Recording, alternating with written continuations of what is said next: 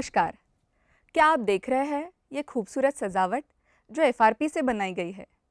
अब आप सोच रहे होंगे कि आखिर एफआरपी ये चीज़ है क्या। एफआरपी का पूरा नाम फाइबर प्रबलित प्लास्टिक है।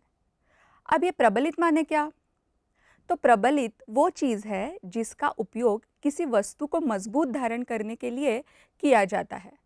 उदाहरण के लिए, जैसे शरीर को सहारा देने के लिए हड्डियों का कंकाल होता है, या स्टील की जाली के साथ प्रबलित कंक्रीट जो निर्माण में उपयोग किया जाता है। अब प्लास्टिक या पॉलीमर का मतलब क्या है, आइए हम समझ लेते हैं। प्लास्टिक या पॉलीमर ये कार्बन और हाइड्रोजन से बनी आवर्ती अणुओं की एक कृत्रिम और लंबी श्रृंखला है। एफआरपी एक समग्र चीज़ है।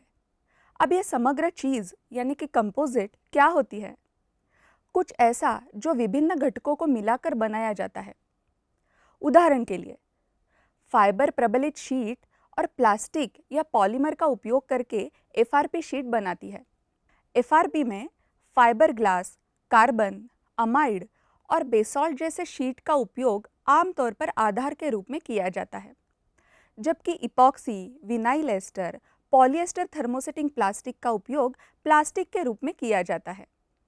आधार के रूप में फाइबर शीट का उपयोग करना और उस पर प्लास्टिक की एक परत लगाना, इस समुच्चय को फाइबर प्रबलित प्लास्टिक कहा जाता है। अब आप सोच रहे होंगे कि ऐसा एफआरपी कैसे बनाया जाता है।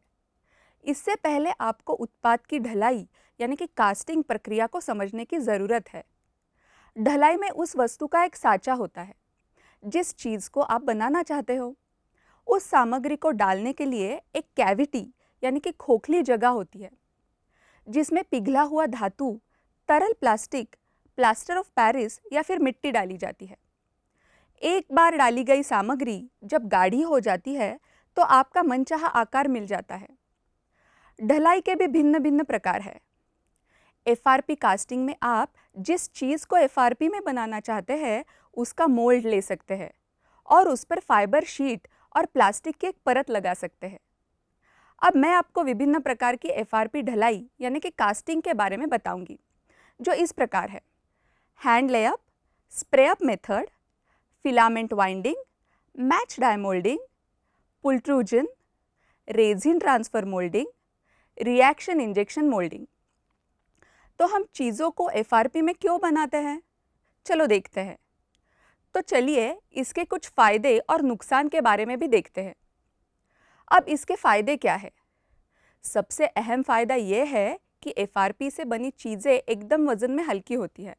एफआरपी कास्टिंग से एक वस्तु बनाने की लागत यानी कि कीमत कम होती है। एफआरपी वस्तुओं में घर्षण या घिसाव बहुत कम होता है, जिसका अर्थ यह है कि ऐसी वस्तुएं अधिक समय तक चलती है। एफआरपी से बनी चीज़ें मजबूत होती है, बहुत तनाव झेलने या झटके झेलने की अधिक क्षमता रखते हैं।